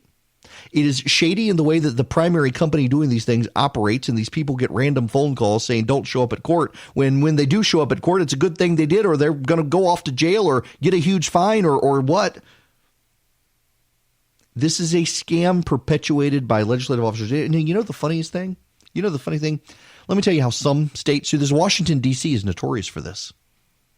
Do you know in Washington, D.C., they put the speed detection cameras, because they don't just use them in school zones there. They use them all over the place. And you know what Washington, D.C. has started doing? Washington has started putting the cameras in locations where the most people who pass through are actually not residents of Washington, D.C. See, in Washington, D.C., at the state line or the district line, that's where the speed detection cameras are. So the people who are zipping through and getting the tickets aren't actual voters in Washington, D.C. So the people of Washington, D.C. are spared their own government doing this to other people. It is a revenue-enhancing mechanism by states, counties, and cities in the name of protecting children, because the state actually can't be bothered to protect the children. So they're contracting out to a private entity in another state to put in cameras, and that company gets 35% of the revenue generated. The company would not do this unless it knew it was going to get the revenue. If a company is generating phone calls telling you don't go to court, your case has been dismissed when it hasn't. What are the odds that they're calibrating the radar correctly? What are the odds when you get the ticket that it's truthful? Do you know the entire state patrol class in Georgia for this past year just got fired? Every single one of them got fired because they were cheating on the speed detection test. Why do you need them to cheat on a speed detection test when you could potentially outsource it to a private sector company that knows that if you're poor, if you're black, if you're Hispanic, you're probably not going to have the means to protest. And those are also the people least likely to go vote, so they can prey on those citizens. It absolutely is a moral problem. When our government decides to outsource law enforcement to an unaccountable, unelected private sector company that doesn't even exist inside the state, that should be a moral problem for you. It is a failure of your institutions to actually look out for you, because they're more interested in getting your money in a way least likely to get them thrown out of office. Hello there. It is Eric Erickson here, and I skipped this at the beginning of the hour because the weather was so bad. You heard Chris Burns' commercial earlier. Dynamic Money is sponsoring this program, and they actually are my financial advisor. Yeah, I suckered them into it. They good people though, and they do more than just retire. They'll handle your retirement planning if you want, and they do mine. They manage my 401k for me. But we went to Dynamic Money, Christy and I did, because we needed to come up with a plan actually to get out of debt. It wasn't even about retirement. I had fine with my retirement stuff already. But how do we get out of debt? Manage our money, learn how to budget as a family, teach our kids some financial stuff, and that's what Dynamic Money does. Chris Burns is the president of the company, a good friend of mine as well, but his whole team, that's what they specialize in. If you need someone to sit down with you, and they'll do it they're in Atlanta, but they video conference. If you got FaceTime on your phone or Skype or Zoom or whatever, they can do it. And they will connect with you wherever you are in the state of Georgia. They can teach you how to budget. They can give you the software tools to help you make it happen. They can manage your retirement. And one of the most delightful things about them, and this makes some people mad when I say it, but this is a win for me, is they're not commissions based. They don't sell you products. So when they tell you use this bank account or consider doing this for retirement, they're not making money off of it. They're fee based, or they're fee only. They're not fee based. They don't do supplemental things on commission commission. It's just a fee only. And if you let them manage your retirement, they do earn a percentage from like everybody else does who manages retirement funds. They get like it's less than 1% annual fee for managing your retirement. But they're good people. They've certainly helped my wife and me. In fact, they set up an account unbeknownst to me where some of my paycheck has been going to build up a fund so I can go on vacation at the end of March for spring break. I was not going to do it this year because I didn't think we would have the money to do it. And by God, they sat down and figured it out, and looks like I got money in the account I didn't know I had, so I can go on a vacation that I wasn't expecting to go on. And those are the sorts of people that work at Dynamic Money. So go to dynamicmoney.com is the website, and thank you very much to them for sponsoring the program. We have a lot more that we've got to talk about, including the meltdown that's happening in Iowa. The Loeffler-Purdue or the Loeffler-Collins race is heating up. And by the way, for all of you, I am a conservative. I used to be an elected Republican. I was on the city council in Macon, Georgia. Worst job of my life. But I also believe that everyone deserves a fair hearing. And I like to have conversations with people, including those I disagree with. In 2018, I sat down with every single person running for governor, Democrat and Republican alike, and interviewed them for an hour on my radio program. And I am inviting all of those running in this special election seat, Ed Tarver, Raphael Warnock, Kelly Loeffler, Doug Collins, to sit down with me for an hour. It is not a combative interview that I want to do with them. It is a who are they? What is their vision for Georgia? Why are they running, and what sets them apart from everyone else? I think it is fair to them. I have a statewide network of programs where you should be able to listen to them, whether they're a Democrat or Republican. And frankly, I'm a firm believer. It's why I send out recipes all the time, is we should be able to find common ground even with people we disagree. And so I'm inviting all of the candidates in the special Senate election to sit down with me for an hour and have a conversation and just explain who they are, why they're running, what their positions are. And we will be bringing those to you throughout the next couple of months as we get them set up. When we come back, we do need to talk about Iowa. Okay, a word for a sponsor. You know the old joke, a CrossFitter, a vegan, and an atheist walk into a bar, and we all know because they wouldn't stop telling everybody. Well, I feel compelled to tell you, I have finally started going back to CrossFit to get in shape, and it's great. I've lost 15 pounds, but I don't go every day, and one of the things that you can do at home is what I do, and that is discover Echelon, which is actually a really cool multimedia platform and equipment. To get in shape in 2020, you don't have to join a gym. You don't have to pay a ton for overpriced fitness equipment. You don't have to pay a ton for a Peloton. The best way to get in shape is with Echelon. Go to echelonfit.com, discover their EX1 connected fitness bikes. It offers high-quality at-home cycling experience at less than half the price of the Peloton. They've got other awesome equipment as well. They've got live and on-demand studio classes. They've got one of those awesome mirrors. You can do it on TV. It's great. Go to echelonfit.com/Eric. Learn about their limited time free Apple iPad and complete details of this exclusive offer. Echelon, it's your time. And again, don't pay a ton for a Peloton. Go to Echelon. That's ECHELON fit.com/Eric. Echelonfit.com/Eric. On the days when I'm not in the gym, I'm with Echelon, and it works. Hello and welcome. It is Eric Erickson here, the Eric Erickson Show across the state of Georgia. A rainy day across the state of Georgia, frankly. If you're in the northwest corner of the state, it dried out for you. Guess what? More rain's coming in momentarily. If you're in the northeast part of the state, well, it sucks for you. If you're in the Athens area, you got some heavy rain that is incoming. If you are in the middle and south Georgia area, well, you got rain, particularly in the western half of the state. You've got rain everywhere to the west of I-75 in Georgia. It has rain incoming. I'm here in middle Georgia, in Bibb County, actually, and we got some light showers in our area. Heavier stuff is coming, and they're expecting worse stuff later in the day for us. The phone number here, if you want to be a part of the program, it is 877-97-ERIC, ERICK. 877-973-7425. This hour of the program, just like last hour, brought to you by Dynamic Money. If you need help planning your retirement or even budgeting, household budgeting, financial planning, the like, go to dynamicmoney.com. They are good people. I actually am a customer. I was a customer before they sponsored this program. I literally am a customer, my wife and I, and they have just done wonders to help us get out of debt and plan savings and retirement and learning how to put stuff in different accounts and bank accounts. I didn't know you could get all sorts of stuff. Dynamicmoney.com. Iowa is a mess. This is the thing. Let me circle back to the first hour of the program.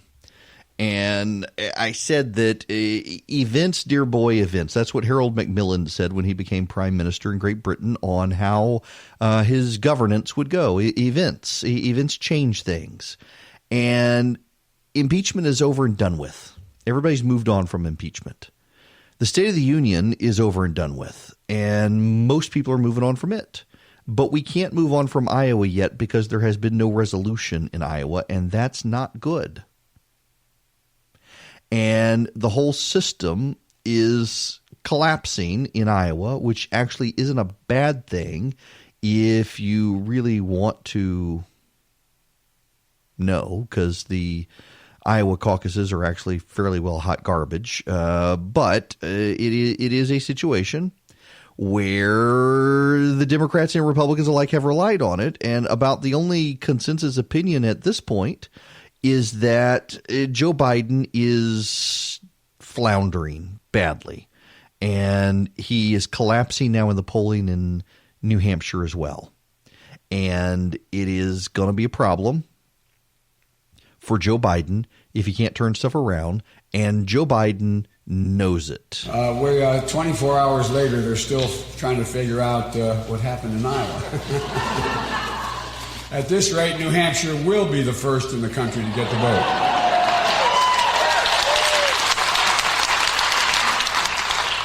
I am not going to sugarcoat it. We took a gut punch in Iowa. The whole process took a gut punch.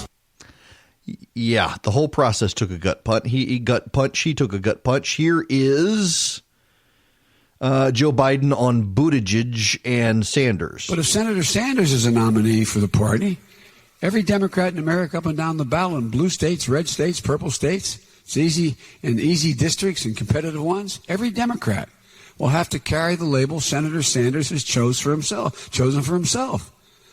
He calls him, and I don't criticize him, he calls himself a democratic socialist. Is he really saying that Obama-Biden administration was a failure? Pete, just say it out loud. I have great respect for Mayor Pete and his service to this nation. But I do believe it's a risk, to be just straight up with you, for this party to nominate someone who's never held an office higher than mayor of a town of 100,000 people in Indiana. I do believe it's a risk.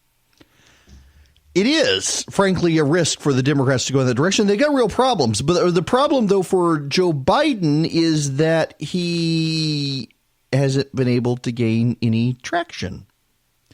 And on top of that, you notice how I mentioned, I did it intentionally. Believe it or not, my brain occasionally works like this, where I'm intentional in what I say. Most times it pours out. I said most people have moved on from the State of the Union. There's a problem here. I want to play for you Frank Luntz, the pollster. Even the coverage is overhyped. It's overcaffeinated. So if you are a left-leaning newspaper, Donald Trump this morning, everybody hated the speech. If you're a right-leaning newspaper, it was a brilliant speech. Our group actually thought that Donald Trump was not inappropriate. They did not think that he was overly partisan. They thought it was a campaign speech for 2020, which obviously it was. But I'm afraid that the people who report the news are actually missing what the voters themselves are saying. We had two undecided voters. They moved towards Trump after the speech was done. They moved towards Trump after the speech was done, undecided voters. And that's a problem for the Democrats. It's a problem because the Democrats are in a bubble. And I want to spend a few moments on this just so you understand. The media in Washington and New York, the D.C.-New York corridor, is full of people in the media who are decidedly of the left. And they genuinely are of the left. I know a lot of these people, and frankly, a lot of them are my friends. I worked at CNN for 3 years. I worked at Fox News for 5 years, and for all of Fox's reputation, deservedly so, of being the news network for people on the right, there are a lot of people at Fox who are socially liberal. And there are a lot of people at CNN who are very liberal across the board. And there are a lot of people at ABC, CBS, and NBC who are. And you already know that your average newspaper out there, it tends to lean left as well. What you need to understand, and I want to be clear here, and a lot of you are going to disagree with me, but I can tell you I've been in the newsrooms, I've been in the editorial rooms, I've been in the meetings, I'm friends with these people. The bias is not per se Democrat versus Republican. There are two overwhelming biases in the media that then cause them to be biased to the left. The first bias is a narrative bias. Every story needs a good guy and a bad guy. And those facts that make the bad guy look like a good guy need to be ignored. And the bad guy is more easily portrayed as the dominant or perceived as dominant force. So the white Christian dude in the United States is more easily portrayed as the bad guy than the transgender atheist. And so that begins to shape the narrative, and the facts that are not convenient to the narrative must be ignored. But then there's the other big bias. And this, I flat out had a well-respected person at CNN tell me this one. The bias is the good governance bias. Government is a force for good. And if you want to reduce government, you must be bad, because government is a force for good. That is, frankly, the overwhelming bias in the media right there. The two of those together combined make for a bias for the left, because the left supports more government, and the left embraces the idea of the white heterosexual Christian male being the bad guy. And so it all plays together. But there's a problem in that. Most Americans aren't of the left. Most Americans actually consider themselves moderate to conservative. Progressives in this country, and you know, we say progressive, we used to say liberal. The reason we say progressive is because people got tired of liberal, and they're rapidly getting tired of progressive. They're going to have to come up with a new name pretty soon. Notice we haven't had to change the name conservative for a while, if at all. But the media, because they're on the left and the Democrats are on the left, they're in this feedback loop, and the Democrats read the media, the political journalists and reporters. They praise the Democratic action, so the Democrats do more of the same, but it doesn't actually translate to the voters. The amount of people in the press who actually thought Nancy Pelosi was brave and bold for tearing up the president's speech is overwhelming, and the media feedback is overwhelming. And there are actually people in newsrooms across America shocked when other reporters say, wait a second, this probably wasn't a wise idea for Nancy Pelosi to do that. In fact, Claire McCaskill, the former Democratic senator from Missouri, has gotten some flack from people for saying this on MSNBC after the State of the Union. And of course, Nancy Pelosi tearing up the speech. I could argue that maybe wasn't the best idea. I think America wants everyone to get along and get things done. And yeah, wasn't the best idea for her to do that. But if you listen to the millennial hipster reporters in Washington, it was awesome. Nancy Pelosi owned the president. La resistance reigned supreme. It just doesn't translate outside of coastal areas, and that's part of the problem here for the Democrats and the media, that they don't seem to really understand. They live within 25 miles to 50 miles of a coast. And the people who live within 25 to 50 miles of a coast tend to be more liberal. And particularly in the Mid-Atlantic and the West Coast. And let me, just for perspective here, I'm going to pull up my map, just so you have an idea here. Maine, New Hampshire, Massachusetts, Connecticut, New York, New Jersey, Delaware, Maryland, Virginia, North Carolina, South Carolina, Georgia, Florida. Let's look at these coastal areas, particularly the large metropolitan areas along the coast. If we're going with the large metropolitan areas along the coast, let's see, we got Boston, Democrat. You got Bridgeport, New Haven, Connecticut, Democrat. You got New York, Democrat. You got, Newark, Democrat. You got Atlantic City, Democrat. You got you got all of New Jersey in there. You got Washington, D.C. in there. All these are Democratic areas. You go over to the West Coast. You got California, Washington, Oregon. They're all Democrats. Within 50 miles of the coast, you got a bunch of Democrats. And those are the people that the news media caters to because that's where the population core of the country is, they think, and they completely ignore the rest of the country. And those people are already of the left. I mean, you've got a news network in New York City and Washington, D.C., catering to people who are overwhelmingly Democrat, living in New York and Washington, D.C., San Francisco, and Los Angeles, and they all think the same way. They live the same lifestyle. The things that can impact them with minimal repercussions impact poorer people with massive repercussions, and they don't get that. They don't relate to those people. The only time they really interact with the poor persons when they're dodging the homeless man on the street in Washington or New York, or they've got a housekeeper or a driver, or they may have the audacity to get in a taxi cab. But they think the same, they drink the same, they dress the same, they read the same, they interact the same. And so when Nancy Pelosi does something, they all love it. They freaking love it. But it doesn't translate well outside of their areas. It doesn't translate well in Kansas or Missouri, or really Illinois outside of Chicago, or Iowa, or Wisconsin, or Michigan, or Pennsylvania, except outside of Philadelphia. It doesn't translate well in Florida or Georgia or Texas. Abortion on demand, transgender rights, putting men in women's bathrooms, letting boys be on the girls' team, calling you a bigot if you disagree with that. It doesn't translate well outside of those major coastal urban areas. And so along comes Nancy Pelosi, and she's a strategic genius for holding up the impeachment articles. It was brilliant. She got it from someone on CNN. And, Donald Trump gets all of his ideas from blue-haired people overnight on Fox News. Nancy Pelosi did this. It was brilliant. She took it to Donald Trump. And what did it do? It drove up his favorability ratings. She tore up the State of the Union address last night, a hero to progressives everywhere. How did it actually translate? How did that actually translate to people outside of the bubble? The New York, D.C. court, it didn't translate well at all. Didn't translate well at all. Here's Frank Rollant saying the undecided voters on his panel, they're trending towards Trump. The Republicans actually have an advantage in the media bias because increasingly Americans don't trust the media.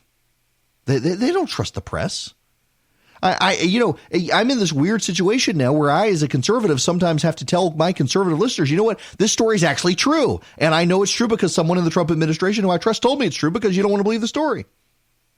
I have to now, I'm in this bizarre situation where I'm having to tell people that a particular story in the news is actually true because nobody believes it. But nobody on the left believes it, nobody on the right believes it, nobody at all believes these things.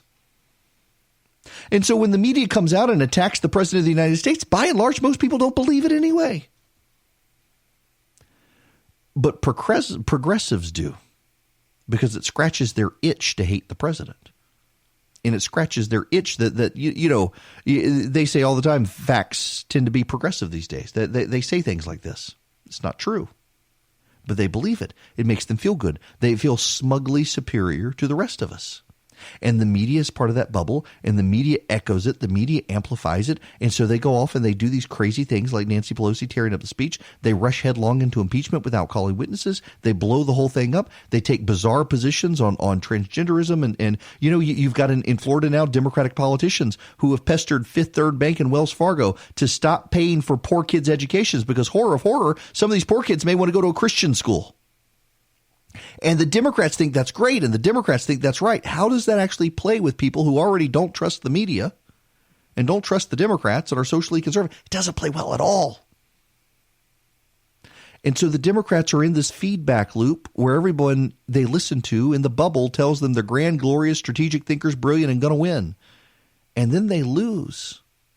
And the only way they can interpret the loss is it must have been stolen from them, because they can't actually accept they're in a bubble. They think they're in the real world and the rest of us are in a bubble. Phone lines are open. 877-97-ERIC, 877-973-7425 is the phone number. Across the state of Georgia, we got rain now moving into the middle Georgia area. Looks like, what is that? Crawford County, Bibb County, into... Jones County, you got some heavy rain there now moving in. The Culloden area, Barnesville, stretching up to Jackson. Moving up, still we got these flash flood warnings up in North Georgia. You got new rain moving into the Rome and Dalton area here in a little bit. Stay off the roads if you can up in Northeast Georgia. I've gotten now multiple reports from multiple people up in Hampshire County that it is a lot of water, standing water on the roads up there. The Athens area as well, there's a lot of heavy rain moving back into that area.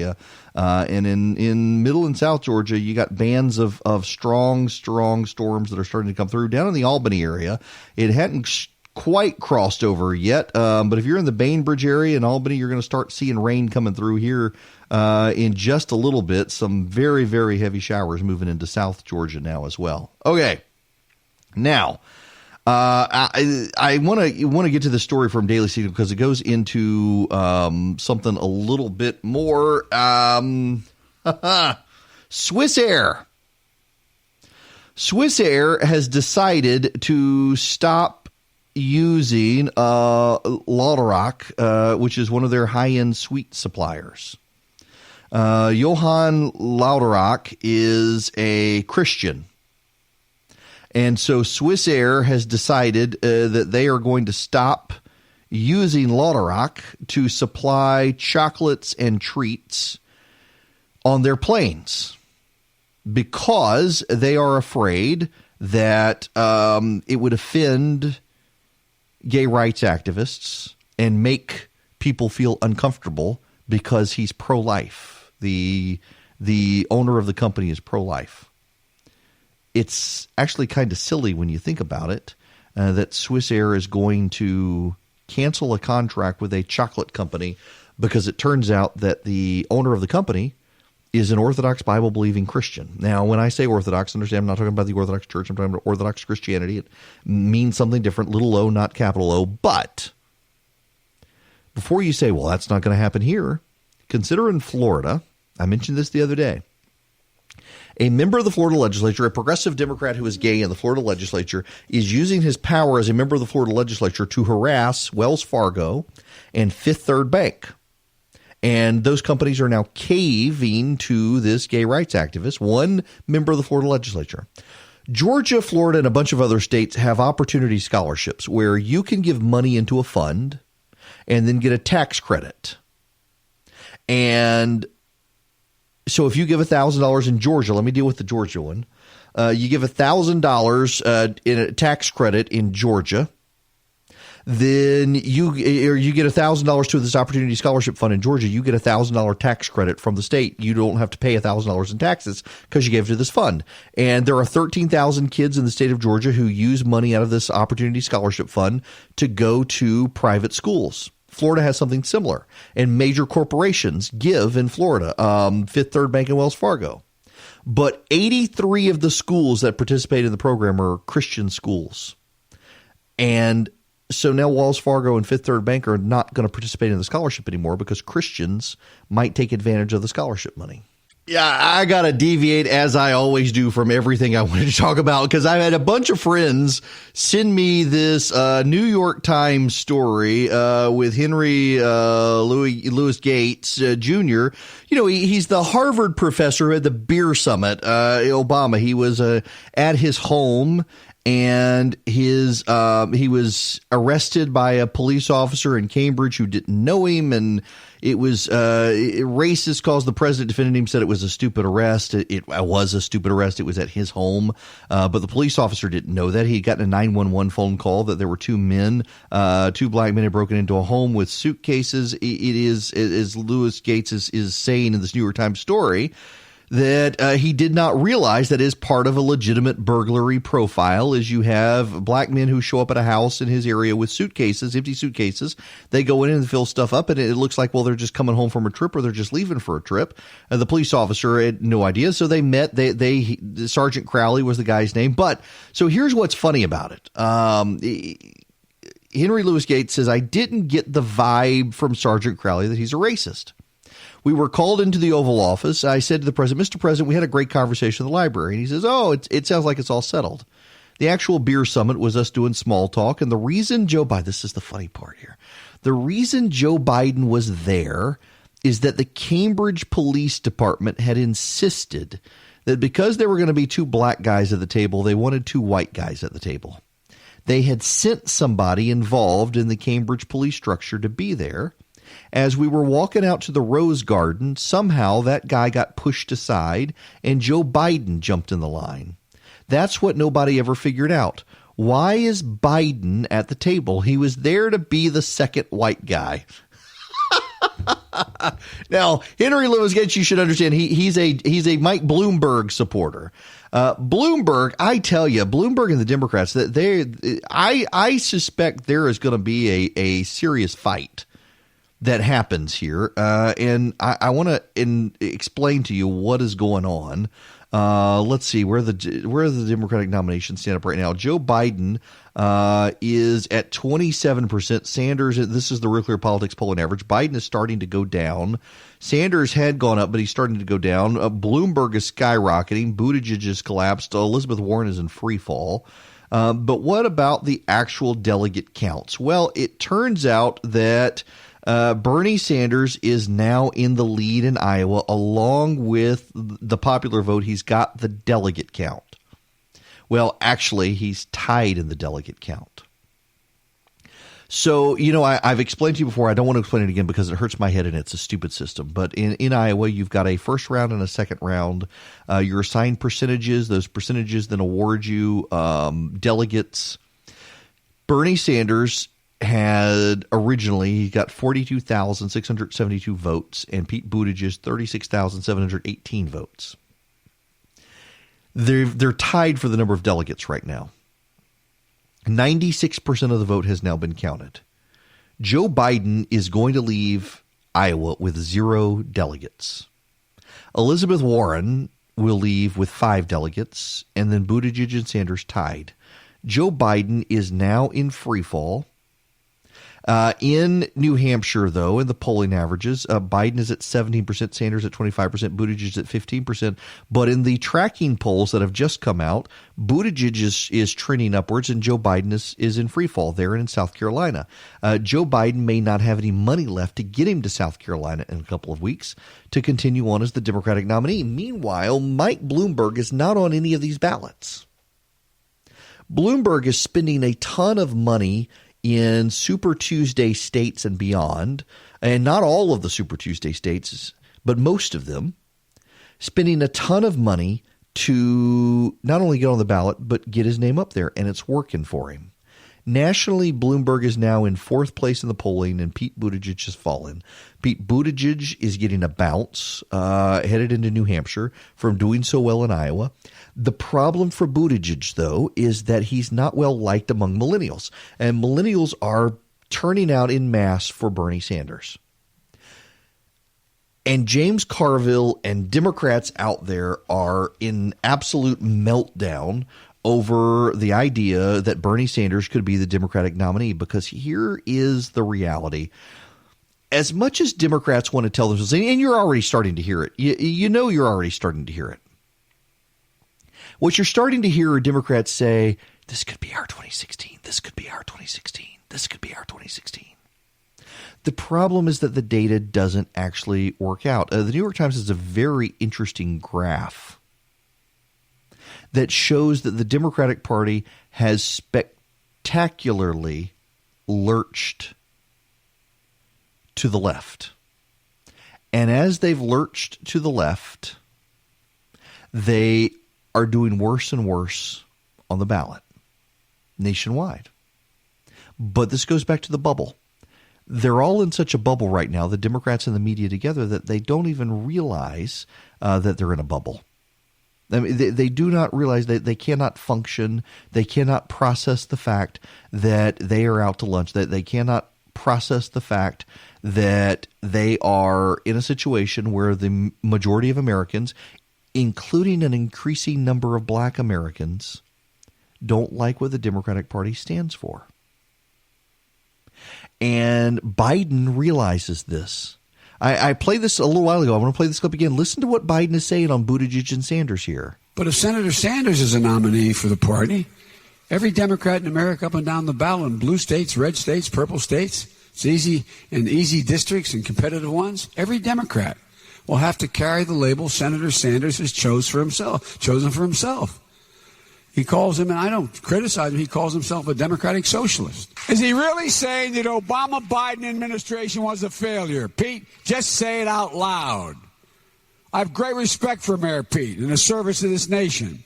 But I do believe it's a risk, to be just straight up with you, for this party to nominate someone who's never held office higher than mayor of a town of 100,000 people in Indiana. I do believe it's a risk.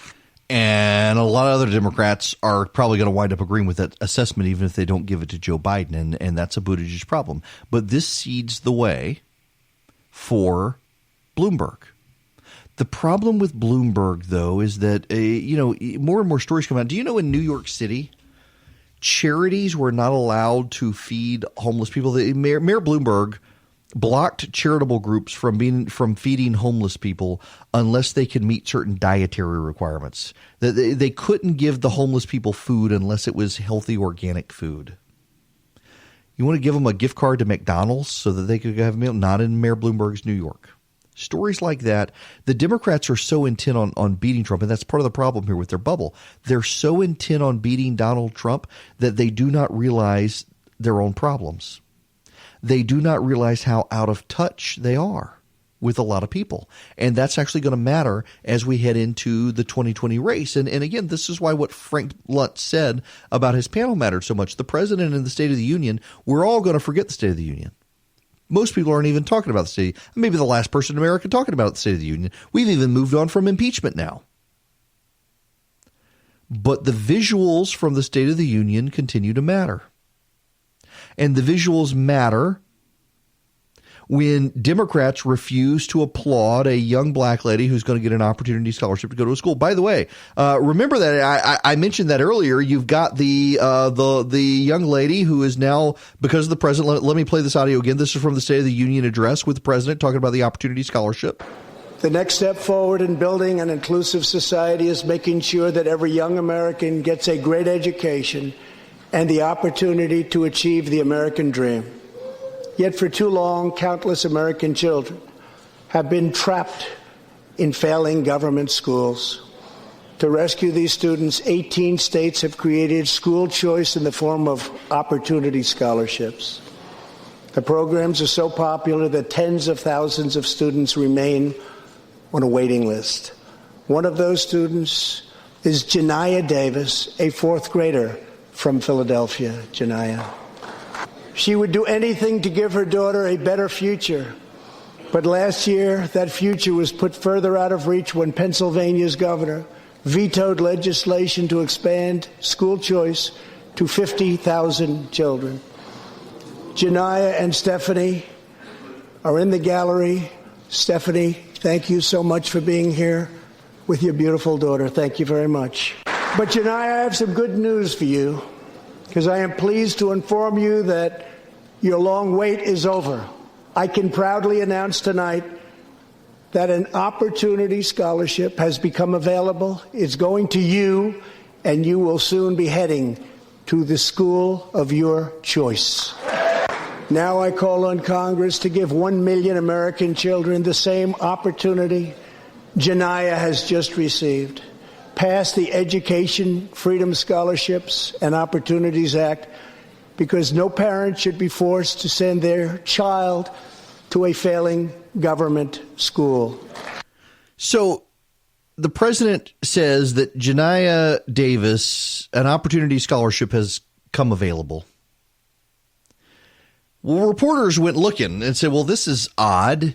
She's waitlisted in Pennsylvania, and the federal government doesn't have an opportunity scholarship program. So how could Janiah Davis get an opportunity scholarship when the federal government doesn't have one, and she's a resident of Pennsylvania, and she hasn't moved ahead on the list? Well, we have an answer to that now. The DeVos family is the billionaires behind Amway. You know Betsy DeVos and Eric Prince of formerly of Blackwater. I think are they brother and sister? They're related. The DeVos family, Dick DeVos, Amway, they're very well off. And Betsy DeVos is personally paying for Janiah Davis, a fourth grader, to go to school. This is from USA Today. U.S. Education Secretary Betsy DeVos will personally fund a school choice scholarship President Trump offered to a Philadelphia girl during his State of the Union address Tuesday night. A surprise award, he suggested, would allow the girl to leave her low-performing public school and attend a different school. A DeVos spokeswoman confirmed Wednesday the secretary will provide the money directly. It is Betsy DeVos's money, and she's going to do this for this child. Now, I say this because DeVos is now under attack for spending her own money to help this child get a better school, better education. And I want you to think about this for a minute. Think of the optics of this. A member of the Trump administration who is much maligned by the press and the Democrats, putting her own money where her mouth is to improve someone's education. All of the time, Democrats are telling us we need to raise billionaires' taxes so that we can continue to send kids to failing public schools all over the place. And we got a situation here where our Secretary of Education is stepping up, putting her own money where her mouth is, and giving a girl a better education. Think of all the billionaires in the United States who spend their money on feel-good stuff in other countries and completely ignore kids in poverty in the United States. And one of the reasons they do is because they can't acknowledge, because of ideological reasons, they cannot acknowledge that our public school system in this country are failing. They cannot acknowledge that school choice is something that is a good. They cannot acknowledge that in New Orleans, where public schools fail, the Catholic Church came in and took over the schools after Katrina and improved the education objectively using less money than the city of New Orleans was using. That is not mythology. That is actually true. And they hate it. What sort of moral failure do you have to be to look at an individual contributing their own money to help a stranger get a better education and think that's bad? But they do. And part of the problem is they cannot acknowledge, they cannot accept, they will not admit that we have a problem in our country related to public schools, and money is not the problem. There are plenty of public schools in this country that spend inordinate amounts of money, and the results continue to be alarming. And part of the problem is because of something that nobody wants to talk about in this country. At least no one of prominence wants to talk about. And that is, there are a lot of kids who are going to schools who are from failing homes, and there is not a single thing that any teacher can do about it. When the kid shows up, they haven't done their homework and they haven't been fed because mom is working multiple jobs and dad's in jail. And until we're willing to talk about the failing homes and the failing communities and the failing families, we can lament all we want the failing schools. But here's the other thing. There are a lot of kids in statistically families demographically that should be failing, where the single mother or the single father or the two-parent household says, you know what, by God, we're going to put our kids first. And we're going to get them out of the squalor. And we're going to improve the situation. And what actually happens? The government says, no, you're not. Or look in Florida. You've got this program, an opportunity scholarship program in Florida, where a poor family can get money from a scholarship program and send their child to a private school of their choice, a signature initiative of Jeb Bush that every single Republican in this country has always praised and many Democrats are envious of. And now you've got gay rights activists in Florida trying to shut down this opportunity scholarship program because, horror of horrors, there are 83 schools that actually say if you come to our school, you need to adhere to our faith because we're Christian. And because of 83 schools in a scholarship program that funds access to over 1,000 schools, because 83 of them are Christian, they're using their bully pulpit to harass Wells Fargo, Fifth Third Bank, and other corporations to stop giving money to the scholarship program. And what's it going to do? It's going to hurt poor kids. But they would rather hurt the poor kids than have Christians be able to lead their lives. Look in this state. Marty Harbin in our state Senate has introduced legislation to say faith-based adoption agencies will have protection and won't have to give up their faith-based values. And what are the Democrats, the Speaker of the House, and gay rights groups doing? They're excoriating Harbin for having the audacity to say that, you know what, a Christian adoption agency should not be forced to adopt kids into a home that violates Christian values. They would rather the kids suffer than dare think someone might disagree with them on these issues.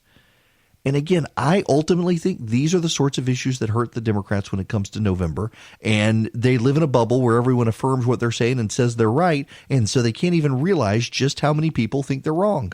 Yep, I'm going to promote it again, the recipe list. I will send out a recipe, but you got to be on the list to get it. If you're not on the list, what you do is you just text the word recipe to 33777, and you'll get a text message back asking for your email address, and that will subscribe you. Now, I need to bring you guys up to speed on the weather radar. It is starting to get bad here in middle Georgia. If you're headed through Monroe County up 75 now, it's starting to get very bad and very heavy all the way up into the Atlanta area again as this next round of rain moves through. Rome and Dalton, you're just about to start getting it. Rome, you're going to get it.